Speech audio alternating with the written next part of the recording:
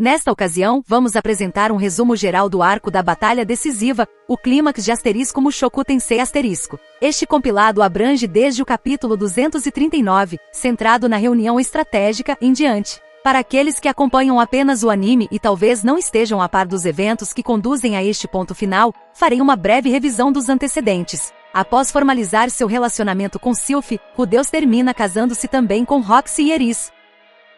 Nessa trajetória, revela-se o verdadeiro objetivo de Togami, o deus humano, aquele ser que aparecia em seus sonhos dando conselhos suspeitos. Sua meta é matar Lara, a filha de Rudeus e Roxy. O motivo é que Lara, no futuro e em cooperação com Orsted, será quem selará Togami. Para proteger sua família, Rudeus se vê envolvido no conflito entre Orsted e Togami, chegando a enfrentar novamente o deus dragão em uma batalha onde sofre uma derrota esmagadora.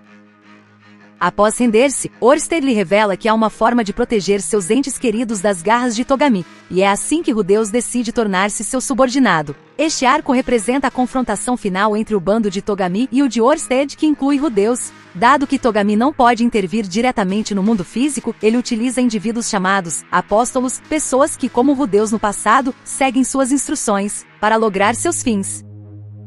O objetivo de Orsted é eliminar esses apóstolos para forjar um futuro desfavorável para o deus humano, enquanto este último busca manipulá-los para eliminar Rudeus. Surpreendentemente, um dos apóstolos resulta ser Geese, o antigo companheiro de Paul que conhecemos na primeira temporada. Enquanto Rudeus reúne aliados para resistir, Geese faz o mesmo para destruir Rudeus. É neste contexto de preparação onde Rudeus obtém 3 peças-chave de informação. ***, o paradeiro de Geese. ***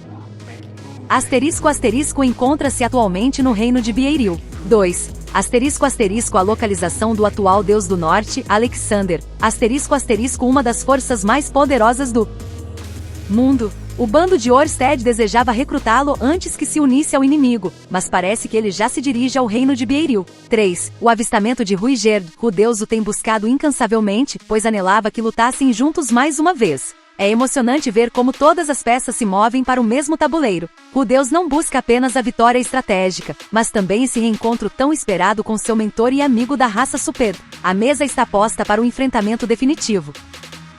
Rudeus sempre esteve buscando Ruigerd, realmente desejava que lutassem juntos mais uma vez. Informou-se que Ruigerd havia sido visto no reino de Beiril. Por sinal, a fonte da informação sobre Geese e Alec foi a clarividência de Kishirika. Sem dúvida, seus poderes resultam sumamente convenientes. Rudeus pressentiu que este seria o começo da batalha decisiva, pelo que se levou a cabo uma reunião de estratégia.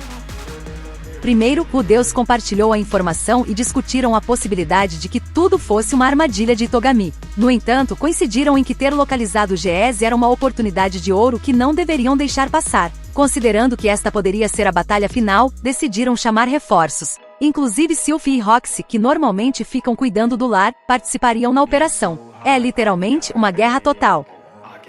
Não obstante, devido à interferência de Togami, a localização exata de Geese não está clara e não há garantia de que permaneça no mesmo lugar. Era necessário investigar o terreno e confirmar sua posição antes de mobilizar todos os reforços, pois se Geese escapasse depois de tê-los convocado, perderiam credibilidade. Ademais, dado que Geese tem Rudeus na mira, existia o perigo de um ataque direto contra ele. Após discutir estes pontos, decidiram o plano de ação.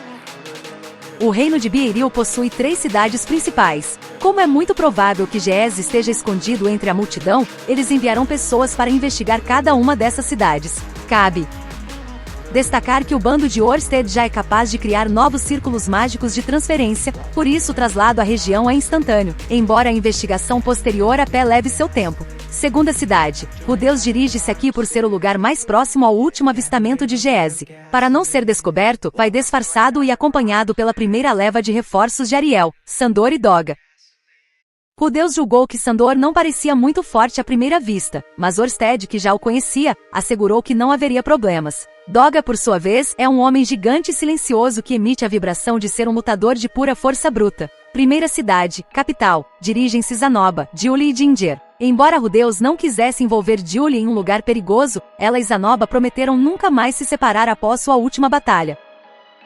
Julie deseja estar ao lado de Zanoba sem importar o risco. Terceira cidade, Eris e Roxy encarregam-se desta zona. Seu objetivo, além de buscar Geese, é vigiar o Rei Ogro. Existe uma alta probabilidade de que o Rei Ogro esteja do lado de Togami, e dado que ele vive na Ilha dos Ogros, é fascinante ver como todos os fios do destino foram movidos.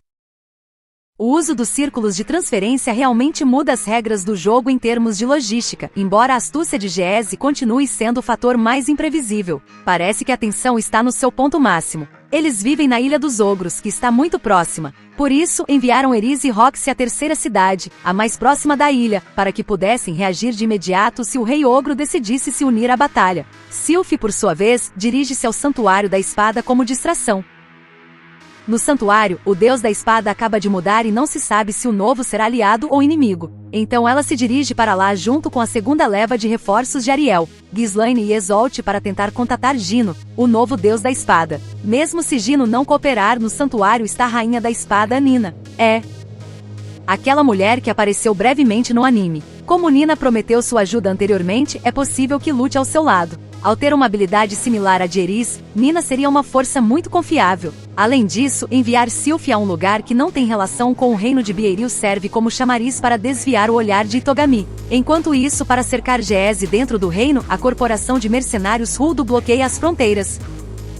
Esta organização de guarda-costas é dirigida por Linia, e também conta com Purcena e Aissa. Como a explicação foi longa, resumamos de novo. Assim a segunda cidade, Rudeus, Sandor e Doga. Sandor e Doga são os ases na manga de Ariel e possuem uma alta capacidade de combate. Assim a capital, Zanoba, Julie e Ginger. Assim a terceira cidade, Eris e Roxy. Missão especial, Sylph vai ao Santuário da Espada e Aissa bloqueia as fronteiras. Cada equipe atuará com flexibilidade conforme a situação para localizar Geese. Orsted permanece vigiando por enquanto, já que não é boa estratégia que ele se mova na fase inicial. A propósito, a rainha demônio imortal Atof, ao saber de Geese, já saiu disparada para o reino de Beeril por conta própria. Como vai pelos seus próprios meios sem usar círculos de transferência, não se sabe quando chegará. Realmente sua falta de sensatez característica dos demônios imortais está em seu apogeu. Esperemos que chegue a tempo para a batalha decisiva. Assim levanta-se o pano do primeiro ato da batalha final contra os apóstolos de Itogami. Ao entrar no reino de Beeril, o deus começa a recopilar informação. Para evitar ser detectado por Geese, usa um objeto mágico de disfarce emprestado por Ariel para mudar seu rosto e veste a armadura mágica versão 2 modificada. A armadura mágica é um traje de combate que Rudeus criou junto com Cliff e Zanoba para compensar sua fraqueza de não poder usar Touki, espírito de luta. Imagine-a como uma espécie de traje potencializado. Ao usá-la, sua defesa e velocidade aumentam drasticamente, e vem equipada com armamento ofensivo. No entanto, o maior inconveniente é que ela consome uma quantidade tão enorme de poder mágico que ninguém além de Rudeus pode utilizá-la. A versão 1, que foi a primeira a ser desenvolvida, tinha um tamanho de cerca de 3 metros, o que limitava os lugares onde podia ser empregada. Por outro lado, a versão 2 modificada conseguiu reduzir seu tamanho mantendo o rendimento. Ao usá-la, o usuário se vê como uma pessoa de grande estatura, o que serve também como um excelente disfarce. Embora a prioridade fosse obter informação sobre Geese, os dados sobre Ruigerd chegaram primeiro. A propósito, seus acompanhantes, Sandor e Doga, dizem ser espadachins do estilo do Deus do Norte. A arma principal de Sandor é um bastão e a de Doga é um machado. Pergunta-se como podem chamar-se espadachins usando armas que não são espadas, mas bom, sendo do estilo do Deus do Norte, tudo é permitido. A informação obtida falava de rumores sobre um demônio, que aparecia nas profundezas da floresta de Kaerazu. Ao escutar a palavra demônio, Rudeus supôs que se tratava de Ruigerd, já que a raça Superd é temida e chamada assim. Ante a falta de outros indícios, dirigiu-se à floresta para buscá-lo.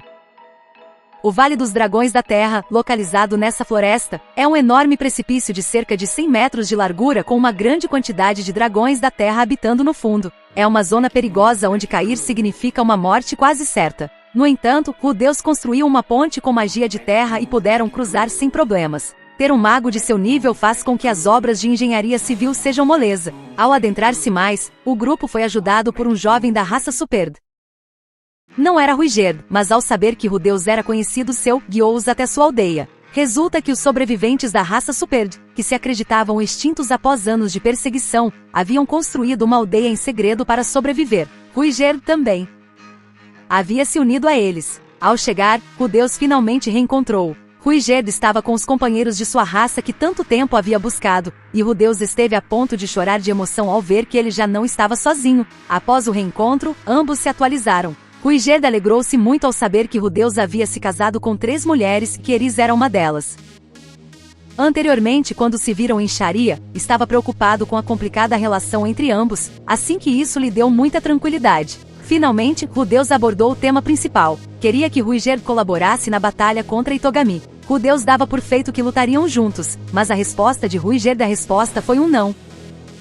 A aldeia da raça Superd estava à beira da extinção devido a uma epidemia de origem desconhecida e naquele momento, o Rei da Morte Vita a mantinha sob controle ao possuir o Superd. Como Vita é um aliado do deus humano Itogami, ele não podia cooperar com Rudeus. Essa foi a resposta de Ruigerd. Vita é uma criatura de aspecto similar a um Baus, um slime. Na história original, ele deveria estar no fundo de um labirinto, mas foi Geese quem o trouxe para a aldeia. Geese propôs a Vita curar a epidemia em troca de ele prestar ajuda na batalha que logo eclodiria neste país, e Ruigerd aceitou o acordo. O bando de Itogami havia se adiantado com sua jogada. No entanto, Rudeus, que não desejava lutar contra Ruigerd, apelou para a falta de confiabilidade de Itogami e mencionou que Orsted poderia ser capaz de tratar a doença, pedindo a Ruigerd que mudasse de lado.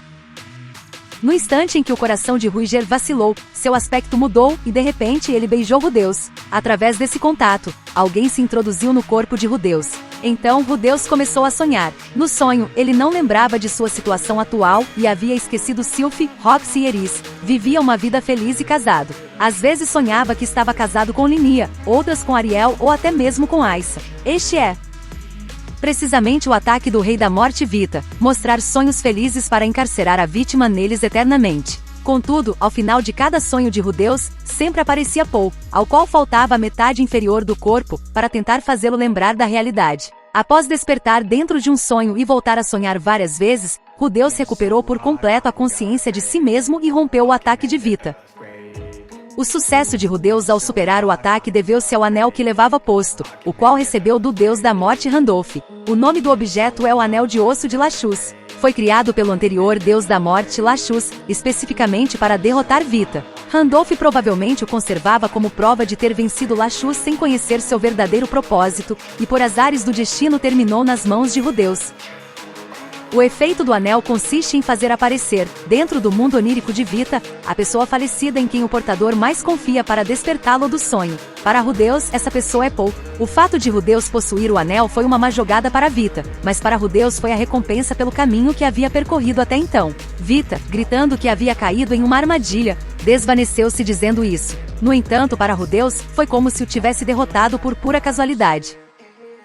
Uma espécie de autodestruição. Rudeus, sentindo-se um pouco mal por ele, terminou desculpando-se sem pensar. Após repelir Vita, de repente Ruigerd desabou. A epidemia havia rebrotado. Outros aldeões da raça Superd também começaram a cair um após o outro. Rudeus começou a agir para curar a doença do Superd. Primeiro consultou com Orsted, mas este lhe disse que não existia uma forma de curar aquela epidemia. Orsted havia tentado em lopes anteriores e nunca havia conseguido. Na história que Orsted conhecia, a aldeia do Superd já deveria ter sido destruída. Ruigerd não deveria estar na aldeia, sendo o único sobrevivente. O fato de a história se desviar foi obra das intrigas de Itogami. A viagem para levar Rudeus e Eris de volta ao seu lar já era parte de um de seus planos. Como resultado dessa viagem, Ruigerd chegou à aldeia antes que fosse destruída. Embora Orsted dissesse que não havia cura, dirigiu-se à aldeia junto a Rudeus para buscar um tratamento. Orsted realizou exames médicos, mas, como era de se esperar, não entendia como curá-la. Depois, chegou uma equipe médica do Reino de Azura como reforço, mas eles tampouco compreenderam o tratamento. Rudeus cuidava de Ruigerd e dos outros enquanto os médicos tentavam ao menos aliviar os sintomas, mas o tempo passava sem encontrar uma solução. Nesse momento chegaram os reforços mais poderosos. Um dia Rudeus, que havia adormecido pelo cansaço, foi despertado por alguém que o sacudia. Quem o despertou foi Norn, que deveria estar em Sharia, e atrás dela estavam Cliff e Elinalise. Cliff inteirou-se da situação pela placa de comunicação e veio correndo do reino sagrado de Milis. Além disso, ao passar por Sharia, explicou a situação a Norn e a trouxe consigo. Cliff desculpou-se com Rudeus pelo atraso e acrescentou: agora que cheguei, tudo estará bem. Quando Rudeus perguntou se realmente podia curar a epidemia, Cliff respondeu com orgulho: sou um gênio. Essas foram as mesmas palavras que Cliff disse quando conheceu Rudeus pela primeira vez na Universidade de Magia de Hanoa. No entanto, tudo era diferente agora.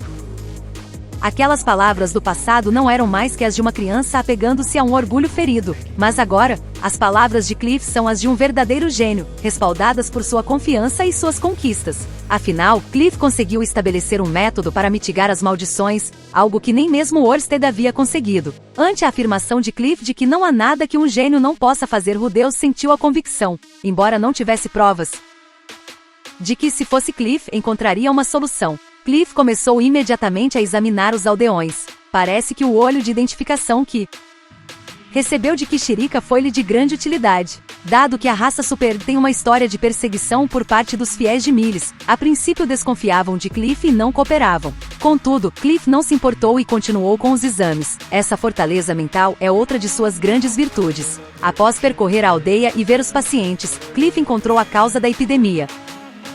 Sua conclusão foi que a doença é similar à síndrome de drenagem, causada por uma concentração de mana demasiado densa nos arredores da aldeia. Por tratar-se de algo similar à síndrome de drenagem, eles contavam com o medicamento que obtiveram durante o tratamento de Nanalyoshi. Embora não houvesse certeza de que funcionaria e existisse o risco de os sintomas piorarem, o medicamento demonstrou sua eficácia e a epidemia de Ruigerd e dos outros foi curada por completo.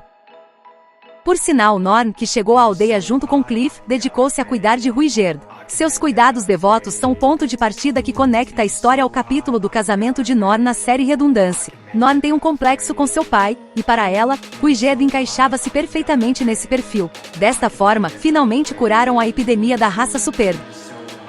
Orsted também pareceu impressionado ao ver que Rudeus e Cliff conseguiram curar uma doença para a qual ele próprio não conhecia o remédio. Com a recuperação de seu povo, Ruigerd finalmente une-se ao grupo. O homem em quem Rudeus mais confia tornou-se seu aliado. Assim concluiu a primeira etapa da batalha decisiva. Como resultado, Rudeus conseguiu desbaratar as intrigas de Itogami. No entanto, o bando de Itogami não ficará de braços cruzados. A batalha decisiva apenas começa.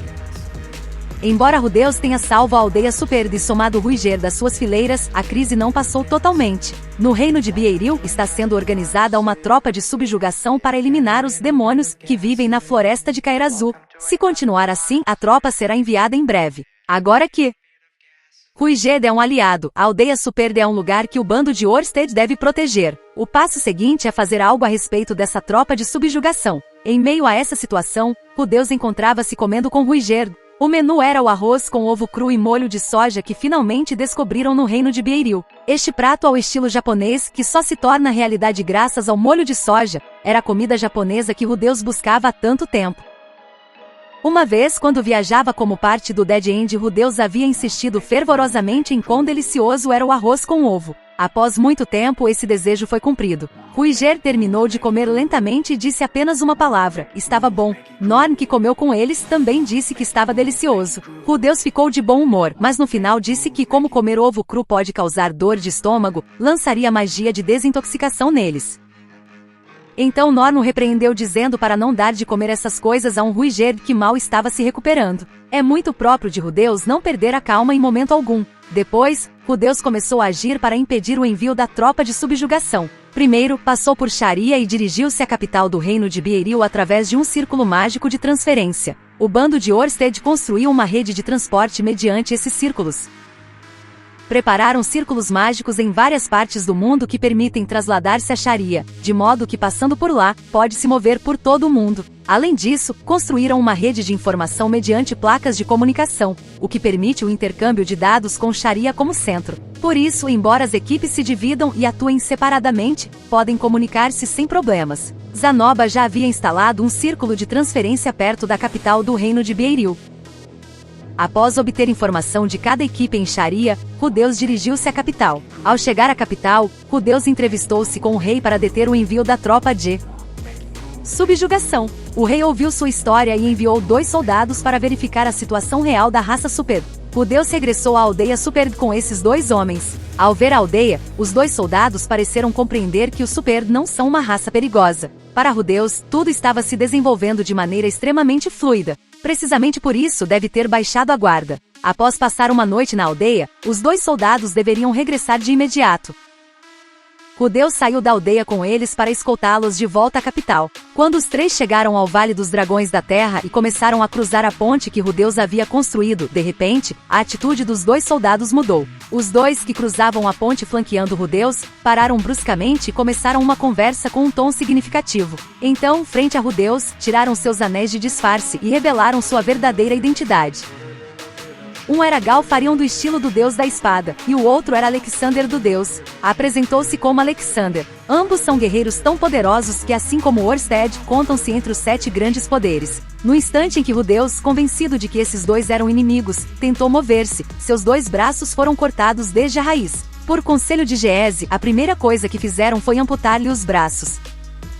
Ao perder as extremidades, Rudeus ficou impossibilitado de usar sua magia ofensiva como de costume. Após perder seus meios de ataque, Rudeus imbuiu magia instantaneamente nas pernas de sua armadura mágica e tentou escapar. Tentou passar por um lado de Alexander do Deus do Norte, que estava atrás, para dirigir-se à aldeia, mas um ataque de Galfarion atingiu-o em cheio nas costas. Sem imaginar nem em sonhos que esses 2 soldados eram espadachins de nível Deus, Rudeus terminou caindo da ponte. Nesse momento, 3 golpes de sorte estiveram do lado de Rudeus. O primeiro foi que a espada que Galfarion portava era uma espada comum para soldados de guerra. Se tivesse sido a espada mágica que Gal usa habitualmente, Rudeus teria sido partido em 2. O segundo foi que nas costas de sua armadura mágica levava a caixa que Atof lhe deu. Essa caixa continha uma parte do corpo de Atof, a qual substituiu os braços perdidos de Rudeus e cumpriu a função de deter a hemorragia. Se não fosse por isso, Rudeus teria morrido desangrado no fundo do vale. A terceira sorte foi que Doga presenciou a queda de Rudeus e perseguiu-o de imediato até o fundo do abismo. Embora até agora não tivesse tido a oportunidade de demonstrar seu verdadeiro potencial, Doga é um espadachim com o título de Imperador do Norte. Ele tem força suficiente para derrotar facilmente os dragões da terra que habitam o vale. Se Doga não tivesse ido atrás dele, um Rudeus inconsciente teria morrido devorado pelos dragões. Graças a esses 3 fatores, Rudeus conseguiu sobreviver apesar de ficar em estado crítico após a queda. No entanto, escapar do Vale dos Dragões da Terra é difícil, e Rudeus acabou perdendo vários dias lá. Durante esse tempo, a situação mudou. Primeiro, Sharia, sua base de operações, foi atacada. Isso destruiu a rede de transferência e comunicação do bando de Orsted, dificultando a cooperação entre as equipes. Aproveitaram o momento em que Orsted estava na aldeia Superd e Sharia estava desprotegida. O único consolo foi que o atacante de Sharia foi o Rei Demônio. Como o Rei Demônio não é alguém que ataca quem não é guerreiro, os filhos de Rudeus resultaram ilesos. Ao perder a capacidade de transferir-se e comunicar-se, cada uma das equipes dispersas começou a atuar por conta própria. Eris e Roxy obtêm informação de que o Rei Demônio não está na Ilha dos Ogros, mas na segunda cidade. No entanto, já era tarde demais, pois Sharia já havia sido atacada. A informação chegou com atraso. Eris e os outros, tendo ficado em desvantagem, dirigem-se à aldeia da raça Superd para reunir-se com Rudeus. Zanoba e seu grupo na capital também começam a atuar. Rudeus, que foi à aldeia Superd com soldados, não regressa. Além disso, as comunicações e o transporte foram cortados, e a tropa de subjugação está prestes a partir. Para entender o que está acontecendo, Zanoba dirige-se à aldeia da raça Superd. Quando Rudeus consegue escapar do Vale dos Dragões da Terra e regressa à aldeia, Eris e Roxy já haviam se unido ao grupo. Aqui revela-se a identidade de Sandor, que até agora era um mistério. O nome real de Sandor é Alexander Caruman Rybak, também conhecido como Caruman II. Ele é o anterior deus do norte, antes do atual Alec, que agora é o inimigo, e também é seu pai. Doga é discípulo de Alexander e obteve o título de Imperador do Norte. Ariel enviou a força de combate da classe mais forte imaginável. Zanoba também se une na aldeia da raça Superd e compartilham a informação de cada um. No momento em que se menciona que Galfarion está com o inimigo, Eris declara: "Eu me encarregarei de Galfarion." Ela queria vingar o braço que cortaram de Rudeus. Galfarion é o mestre de Eris, mas desde que se tornou inimigo de Rudeus, para ela não é mais do que um oponente que deve cortar. Incluindo isso, discute-se a distribuição das forças deste lado. Durante a consulta, chega o aviso de que a tropa de subjugação está perto. Rudeus chegou exatamente a tempo. Rudeus e os outros receberão a tropa de subjugação no Vale dos Dragões da Terra.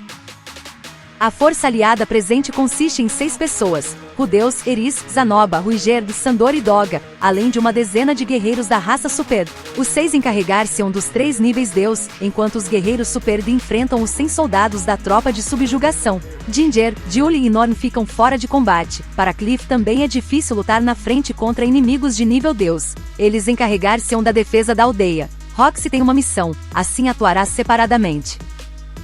Elinalise encarregar-se-á de escoltar Roxy. Orsted é a força mais poderosa dos aliados, mas ao mesmo tempo é a carta do triunfo que não deve ser gasta. O objetivo desta batalha é conservar o poder mágico de Orsted. Com 3 inimigos de nível Deus, inclusive Orsted teria que usar poder mágico para ganhar. Orsted também ficará na defesa da aldeia. Assim começa a luta no Vale dos Dragões da Terra. Primeiro, o inimigo move-se. Alexander do Deus do Norte apresentou-se e atravessou a velha e descuidada ponte suspensa que está no vale desde há muito tempo. Quando Rudeus e os outros, como era de se esperar, derrubaram a ponte, Alec caiu no fundo do vale. Alec tem esse lado descuidado ou distraído. Nota-se que leva o sangue da raça dos demônios imortais. Ato contínuo. Galfarion e o Rei Demônio atravessaram o vale de um salto. Saltar mais de 100 metros é algo que só pode ser descrito como incrível. Além disso, Alec voltou a subir desde o Vale dos Dragões da Terra. Subiu com facilidade desde um vale do qual até Rudeus custou escapar. Alec será distraído, mas sua força é real, especialmente com o estilo do Deus do Norte. Existem técnicas para correr verticalmente pelas paredes. É praticamente um ninja. O resto da tropa de subjugação não parece ter meios para atravessar e ficam na outra margem. Rudeus encarregou os guerreiros da raça Super de se prepararem para enfrentar o resto da tropa, enquanto os 6 do grupo de Rudeus encarregar-se-iam dos 3 de nível Deus. Primeiro, Galfarion, o homem com uma aura de lobo feroz, deu um passo à frente. E bem, quem será meu oponente? A resposta veio da toca do cão louco eu. Eris respondeu enquanto dava um passo à frente com naturalidade. Além disso, Ruigerd também declarou sua participação na luta contra Gal. Contra Alexander do Deus do Norte iriam Sandor e Rudeus, enquanto que contra o Rei Demônio encarregar-se-iam Zanoba e Doga. Alec parece ter se dado conta apenas agora de que seu pai, Sandor, está ali. A batalha começou ao mesmo tempo que o grito de pai, que Alec soltou. O Rei Demônio rugiu e golpeou o solo. No instante seguinte, Galfarion começou a correr para afastar-se do campo de batalha principal. Certamente odiava que interrompessem sua luta. Eris e Ruigerd perseguiram Galfarion. Gal parou em uma clareira um pouco aberta dentro da floresta. E então, sem sequer se colocar em guarda com sua espada, ele falou a Eris: "Parece que você está com ânimo." Eris sentiu uma sensação de estranheza diante dessa atitude. O Gal que Eris conhecia não era o tipo de homem que, em uma situação dessas, falasse com palavras em vez de com a espada. Diante de uma Eris que inclinava a cabeça confusa, Gal perguntou: "Você se lembra de Gino Blitz? Agora ele é o deus da espada." Eris não conseguiu entender essas palavras. Para ela, o único deus da espada era Galfarion. Provavelmente sua imaginação nem sequer podia processar o fato de que ele havia perdido para Gino e deixado de ser o deus da espada. Diante dessa reação de Eris, Gal começou a falar de forma divertida: "Esse infeliz, não sei o que aconteceu com ele. Quando lhe disse que se quisesse se casar com todas teria que se tornar mais forte que eu, ele simplesmente foi e se tornou mais forte. Gino obteve tudo o que desejava, a mulher que amava e o posto de Deus da espada. Em troca, o que há sobre você? Depois de conseguir um homem para si, você acaba abanando o rabo para seu antigo inimigo, o Deus Dragão. Eu tinha confiado a você meu sonho de derrotar esse ser absoluto chamado Deus Dragão." Gal fala com Eris sem parar, mas suas palavras não a afetam. Pensando que nada disso importa, Eris responde: "Você se tornou muito afeminado." Diante dessas palavras, a aura que rodeia Gal muda. "A um fracote como você, enviarei ao outro mundo com um só golpe." Ah, é a segunda vez na minha vida que me chamam de fracote. Talvez naquele momento Gal estivesse se lembrando de quando conheceu Eris pela primeira vez. E finalmente a batalha começa. Eris assume uma postura alta, enquanto Gal assume uma postura de saque rápido. Nesse estado, os movimentos de ambos param como se o tempo tivesse congelado. Enquanto medem a distância entre eles, o tempo continua passando. O primeiro a se mover foi Galfarion. Atraída por aquele ligeiro movimento de baixar o quadril, Eris lança-se para cortar Gal. É a técnica secreta do estilo do Deus da Espada executada com toda a sua força, a Espada da Luz. Pelo contrário, Galfarion segurava sua espada com um aperto invertido. A técnica que Gal usou contra a espada de Eris não foi o contragolpe de luz do estilo do Deus da Espada, mas a técnica secreta fluir do estilo do Deus da Água. A uma velocidade comparável à da espada da luz, a espada de Gal desviou o ataque de Eris. E então, o contra-ataque de Gal foi lançado em direção ao pescoço de uma Eris que havia ficado indefesa. No entanto, a espada de Gal foi repelida por Ruiger. Gal certamente havia se esquecido de Ruiger, que se mantinha escondido na sombra de Eris até aquele momento. Ou talvez pensasse que ele não teria utilidade alguma. É verdade que se Gal tivesse lançado uma espada da luz, Ruiger não teria conseguido detê-la. Existe essa diferença de habilidade entre Gal e Ruiger. No entanto, Gal usou uma técnica do estilo do Deus da Água. Por essa razão, o golpe de retorno tornou-se um ataque que Ruiger pôde bloquear. Gal pensou por um instante que se tivesse atacado com a espada da luz, poderia ter partido Eris junto com Ruiger. Enquanto tinha esse pensamento, o ataque seguinte de Eris o alcançou. O contra-ataque de Gal foi detido por Ruiger. Ruiger protegeu Eris. A espada de Eris, lançada sem um pingo de dúvida, partiu o corpo de Gal em dois. Se Gal Farion tivesse usado as técnicas do estilo do Deus da Espada, o resultado poderia ter sido o oposto. O destino de Gal Farion começou a se contorcer desde que perdeu para Gino, a ponto de deixar de confiar na sua própria espada. Ao final, Eris perguntou a Gal: "Você tem algo a dizer?" Gal respondeu: "Que inveja tenho de você. Você não se tornou fraca. Parece possuída, mas continua sendo livre." Então, entregou sua espada favorita a Eris. É bom que os que vivem livremente sejam os fortes. Essas foram as últimas palavras de Gal Farion. Em quem estaria Gal pensando ao dizer isso? Em Eris, em Gino? Ou talvez nele mesmo, que não conseguiu viver em liberdade? Eris incinerou os restos de Gal com magia de fogo e dirigiu-se à próxima batalha. Por outro lado, os outros combates também começaram. Quem luta contra o Rei Demônio são Zanoba e Doga. Ambos se especializam em força bruta, por isso a compatibilidade não é má. No entanto, tratando-se de um nível Deus, Zanoba e Doga estão tendo dificuldades mesmo lutando os dois juntos. E contra o Deus do Norte Alec lutam Sandor e Rudeus. Essa batalha também começou com um diálogo. Para Alec, seu pai estava desaparecido há muito tempo e pensava que já teria morrido em algum lugar. Que ele aparecesse de repente deu-lhe vontade de conversar. Alec diz que derrotará Orsted para se tornar um herói. Além disso, diz que matará a raça Superd, a quem chama de demônios. Embora Sandor diga que a raça Superd não são demônios, Alec nega-se a ouvir. Alec quer ser chamado de herói e está disposto a fazer o que for preciso para isso. Sua figura parece a de alguém que está perdendo de vista os meios com tal de alcançar seu objetivo. Sandor se rende ao ver que não pode deter Alec com palavras. Assim começa a batalha entre o pai, que certa vez foi chamado de herói, e o filho, que deseja se tornar um. A propósito, durante a conversa de ambos, Rudeus fica fora da equação. O equipamento atual de Rudeus é apenas a armadura mágica versão 2 modificada, a qual faltam peças e que não tem armamento, pelo que não se pode dizer que esteja em perfeitas condições. Por isso, para Alec, ele nem sente a necessidade de se preocupar. Quando a luta começa, Sandor avisa Rudeus: tenha cuidado com a espada que Alec tem. A espada de Alec é a espada do grande dragão Kajakut, a espada mágica mais forte do mundo com o poder de manipular a gravidade. Originalmente, era a espada que possuía Sandor, por isso ele conhece seu terror melhor que ninguém. Alec, com o poder da espada do grande dragão, realiza movimentos imprevisíveis. Ele realiza movimentos e lança ataques, mas Sandor consegue desviar de todos. Rudeus também oferece apoio e lutam de igual para igual, mas Alec ainda não está falando sério. Alec estava reservando suas forças para a batalha posterior contra Orsted. Uma vez que Alec ficou sério, Sandor não conseguiu acompanhá-lo de forma alguma. A diferença entre suas armas é grande demais. Contra a espada do grande dragão que Alec possui, o que Sandor usa é um simples bastão. Se não for uma arma de classe espada mágica, no mínimo, não se pode enfrentar a espada do Rei Dragão. Enquanto Sandor estava sendo muito pressionado, Eris lançou um ataque surpresa pelo lado soltando um grito. Ela chegou correndo após derrotar Gal. No entanto, Alec bloqueou o ataque surpresa e lançou um contra-ataque, mas Ruiger o deteve. Alec ficou surpreso ao ver Eris, perguntando-se se Gal havia sido derrotado. Alec agia junto com Gal e eles haviam se tornado amigos. O fato de Gal ter sido derrotado parece ter sido um grande impacto. Cheio de raiva, Alec lançou sua técnica especial mais poderosa. Rudeus determinou que aquela técnica era perigosa e instintivamente lançou seus aliados para longe com magia. A técnica especial de Alec tinha tanto poder que criou uma cratera no chão.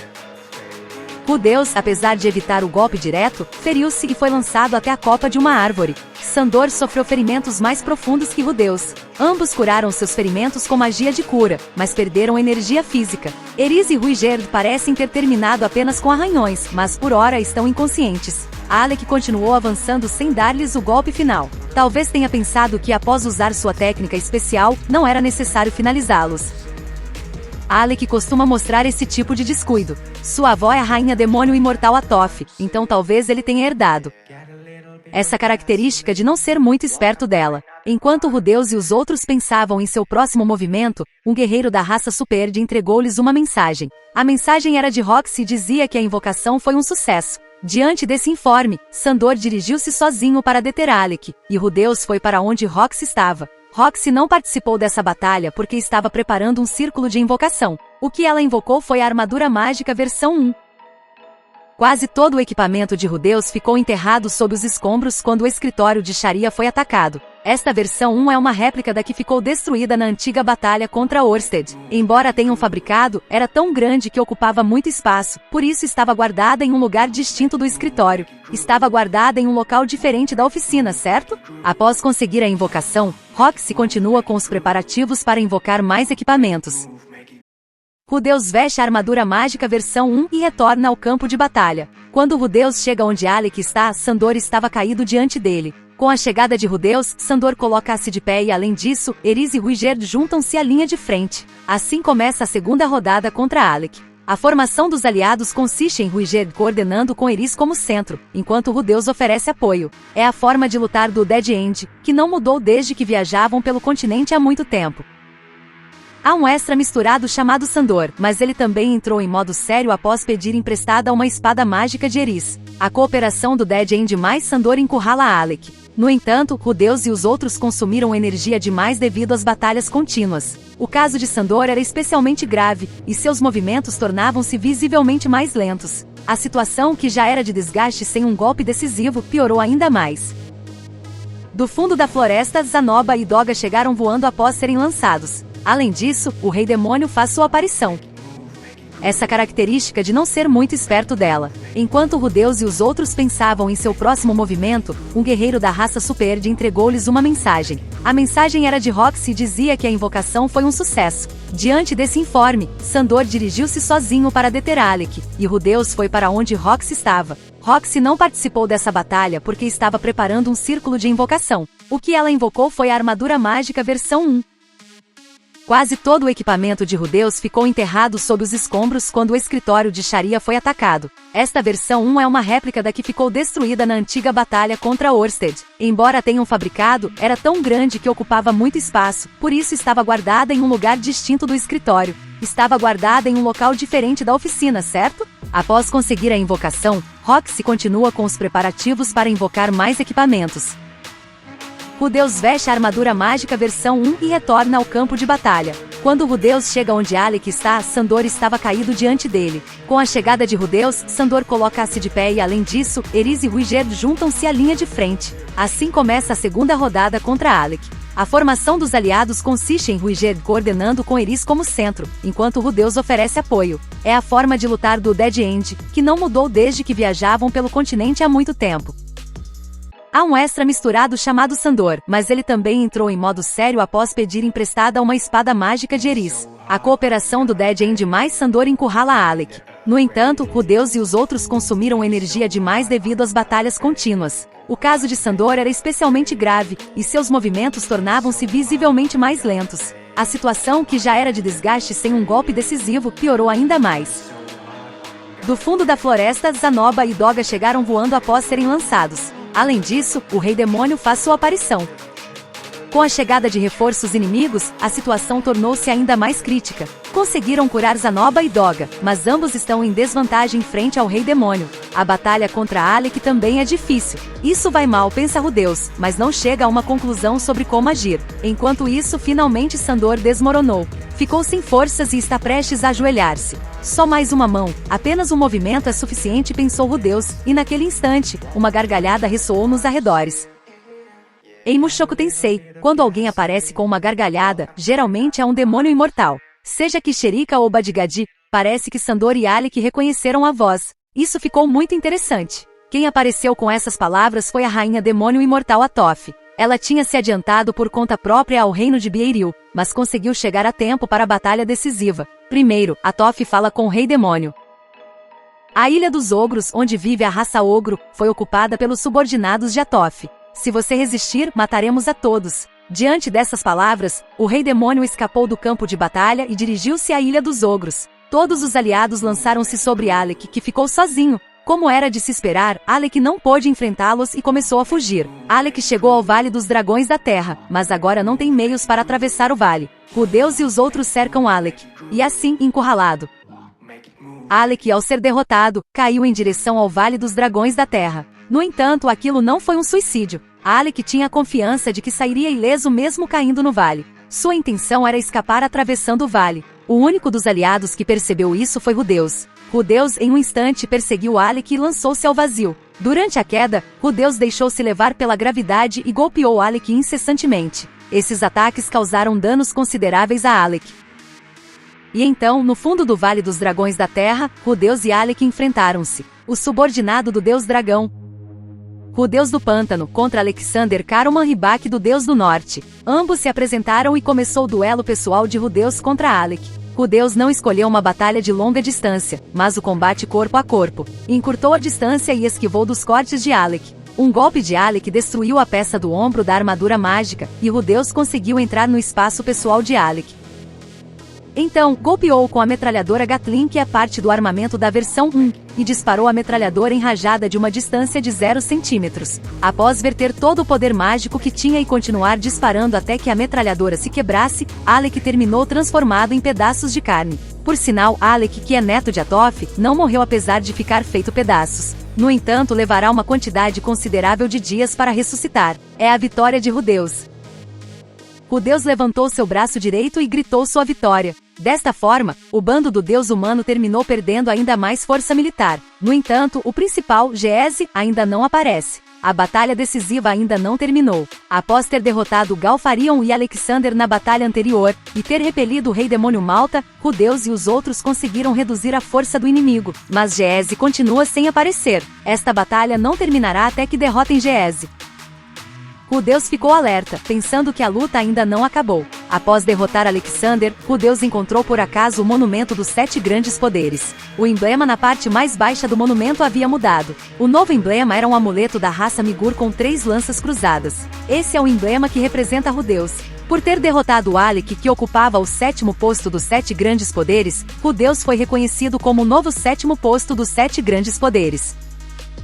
No entanto, Rudeus não parece muito feliz. Pelo contrário, ele detesta que seus problemas aumentem. É muito a cara do Rudeus. Após terminar a batalha feroz, Rudeus e os outros fazem uma breve pausa na aldeia da raça Superb. Felizmente não houve danos graves entre os aliados. Parece que Zanoba ficou de cama pela dor muscular. Parece que foi a primeira vez na vida de Zanoba que ele sentiu dor muscular. E ele sentia que estava prestes a morrer. Ver Julie preocupando-se de verdade com ele é muito terno. Depois, Zanoba recuperou-se facilmente com a magia curativa de Rudeus e começou a reparar a versão 1, o que deixou Julie muito surpresa. Enquanto refletia sobre as batalhas até agora, Rudeus preparava-se para o próximo confronto. Então, a situação mudou. Estabeleceu-se formalmente a paz com o Rei Demônio, a quem tinham feito reféns membros da raça Ogro. Foi uma rendição total por parte do Rei Demônio. Trocaram taças para selar o acordo e o Rei Demônio também se tornou um aliado. Depois, foi realizado um banquete na Ilha dos Ogros.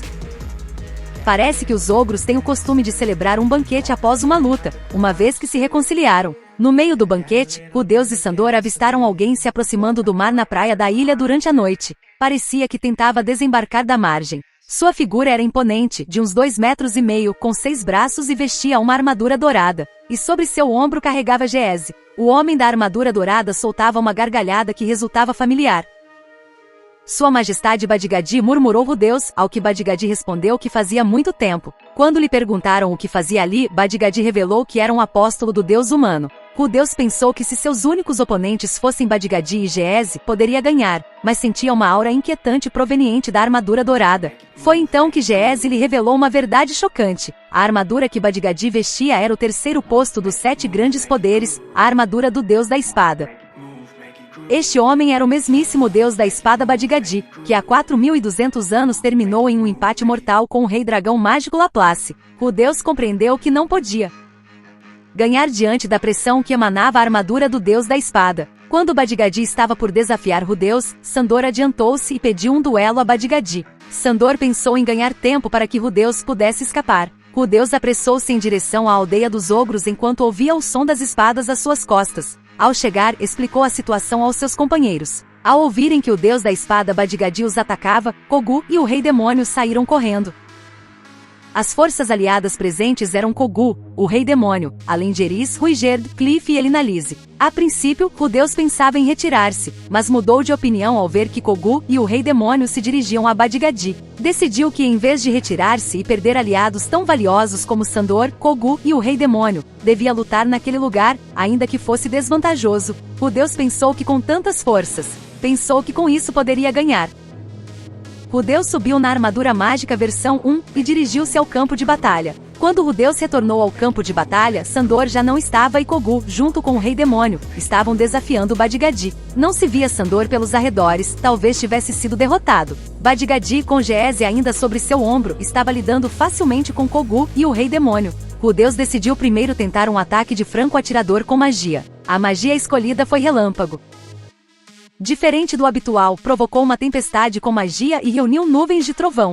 Dedicou tempo para imbuir seu poder mágico e um relâmpago com toda sua alma explodiu. As sequelas da magia provocaram um tsunami, mas Cliff o deteve com sua magia. Quando as sequelas da magia se acalmaram, não havia rastro de Bad-Gadi. Rudeus murmurou as fatídicas palavras. Consegui? Isso é uma bandeira de derrota, certo? No instante seguinte, Bad-Gadi aterrissou bem diante dos olhos de Rudeus.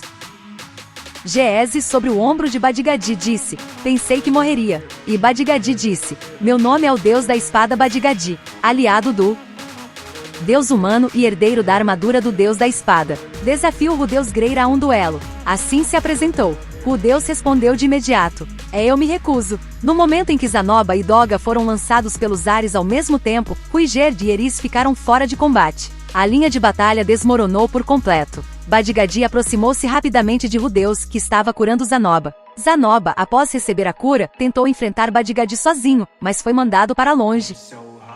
Então, Rudeus, com seu corpo desprotegido, recebeu o ataque de Bad-Gadi. Ele pôs-se de pé usando magia curativa, mas seus aliados já haviam sido aniquilados. Rudeus arrependeu-se de ter falhado no momento de retirar-se, mas já era tarde demais. Bad-Gadi parou diante de Rudeus e perguntou: você tem algumas últimas palavras? Rudeus disse que queria suplicar por sua vida, mas seu pedido foi rejeitado com o deus humano não permitiria.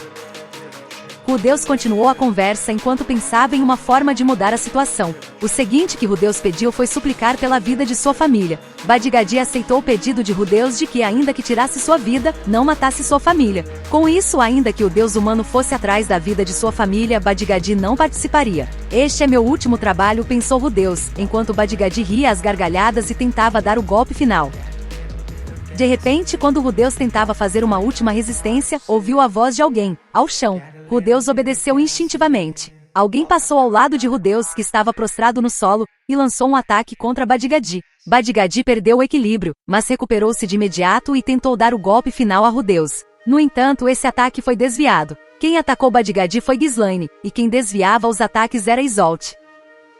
Então, Sylph começou a curar os feridos com magia silenciosa. Sylph e os outros, que no início desta batalha se dirigiram ao Santuário da Espada, haviam chegado ao resgate. No Santuário da Espada não puderam obter a cooperação do deus da espada Gino, e a rei da espada Nina não pôde participar da batalha porque está grávida. Parecia que sua viagem havia sido totalmente em vão. Depois, devido a que a rede de transferência foi destruída, sua chegada se atrasou, mas conseguiram chegar justo a tempo. Assim se restabeleceu a linha de batalha e terminou aquele campo de batalha que parecia um inferno. Zanoba e Doga receberam tratamento, e Eris e Ruigerd também retornaram ao combate. A defesa estabilizou-se com Isolde como escudo principal e Zanoba com Doga como tanques secundários. Ghislaine uniu-se como atacante, aumentando as opções de ofensiva. Sobretudo, a incorporação de Sylph é importante. A magia curativa silenciosa é uma habilidade especial exclusiva de Sylph que nem sequer Rudeus pode usar. Graças a isto, o esforço para curar diminuiu drasticamente e a linha de batalha está estável. Além disso, Sylph entregou a Rudeus o que Rock se prepara. Informou que os preparativos já estavam listos. Ao ouvir essas palavras, Rudeus deixou o campo de batalha temporariamente e dirigiu-se à aldeia da raça Superd para receber seu trunfo. Ao chegar à aldeia, recebeu de Roxy a armadura mágica versão 0. Esta era precisamente o trunfo que Rudeus havia preparado.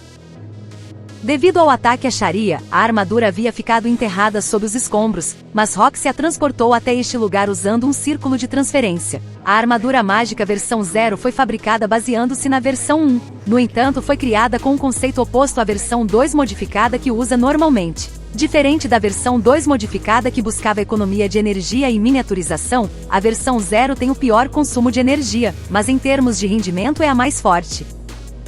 Não obstante, inclusive para Rudeus, o tempo que pode movê-la é de apenas uns 10 minutos. É realmente um trunfo. Enquanto Rudeus se equipava com a versão 0 e se dispunha a voltar ao campo de batalha, Orsted entregou-lhe a espada do dragão amarelo, Kajakut. É a espada mágica mais forte que usava Alec. Orsted a tinha em seu poder como espólio de guerra. Assim, equipado com sua carta na manga, a armadura mágica versão 0 e a espada do dragão amarelo Kajakut, Rudeus regressou ao campo de batalha. Quando Rudeus voltou, a situação da guerra estava estável. Os aliados estavam lutando o suficiente contra Badgadji. No entanto, não havia um golpe decisivo. Nesse momento chegou Rudeus e os aliados tomaram distância todos de uma vez. Assim começou o duelo pessoal entre Rudeus e Badgadji. Rudeus conseguiu cortar um dos braços de Badgadji com a escopeta que é parte do equipamento da versão 0, e então selou o braço cortado com um círculo mágico. Esta é a estratégia que Rudeus havia pensado para derrotar a armadura do Deus da Espada. Se repara ainda que lhe causes feridas, então há que cortá-lo.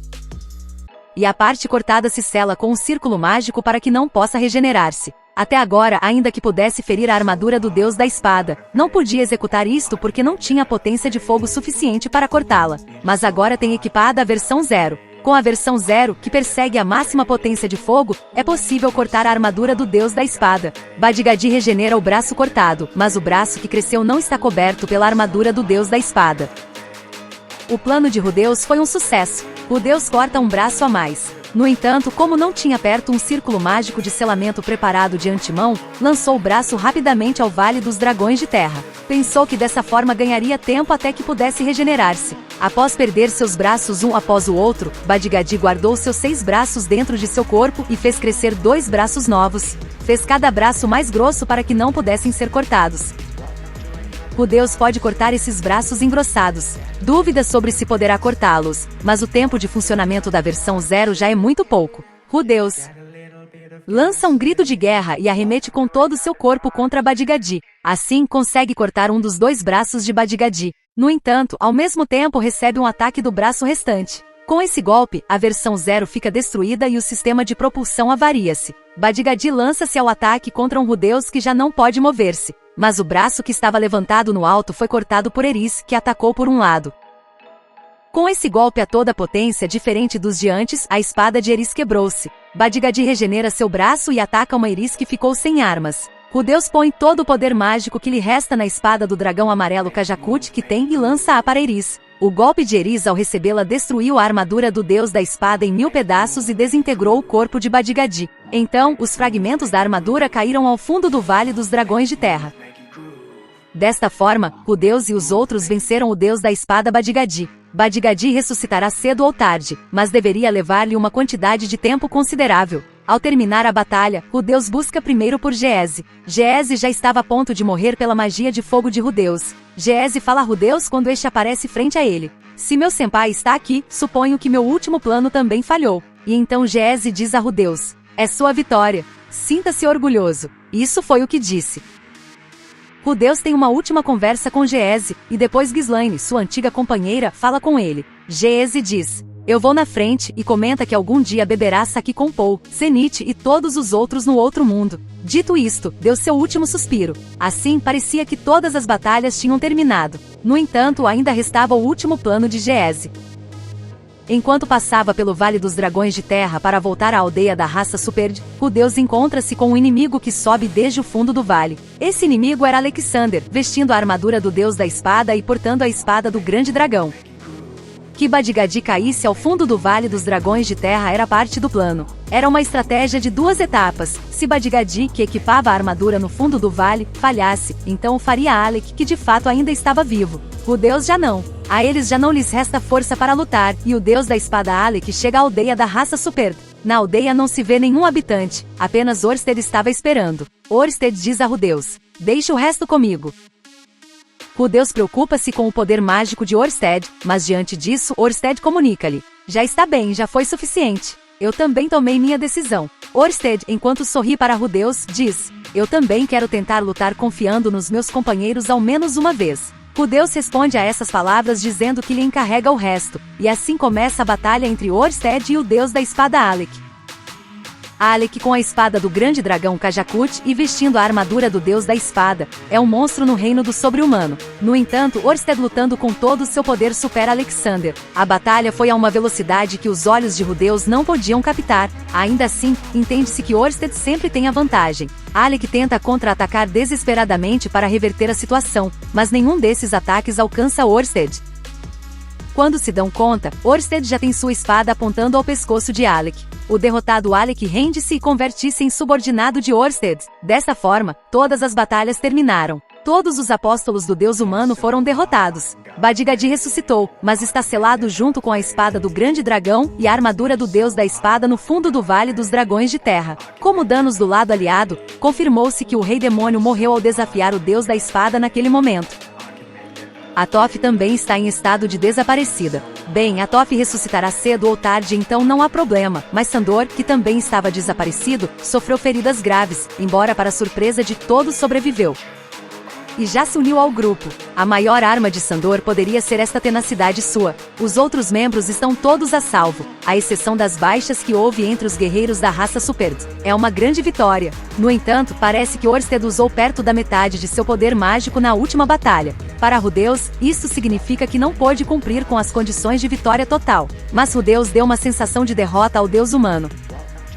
O deus humano chegou a pensar que enquanto Rudeus estiver presente, qualquer coisa que faça será em vão. Assim chega ao fim a última batalha de Rudeus contra o deus humano. Apresentei a história do arco da batalha decisiva, que é o clímax de Mushoku Tensei. O que acharam? Então nos vemos no próximo vídeo. Até a próxima!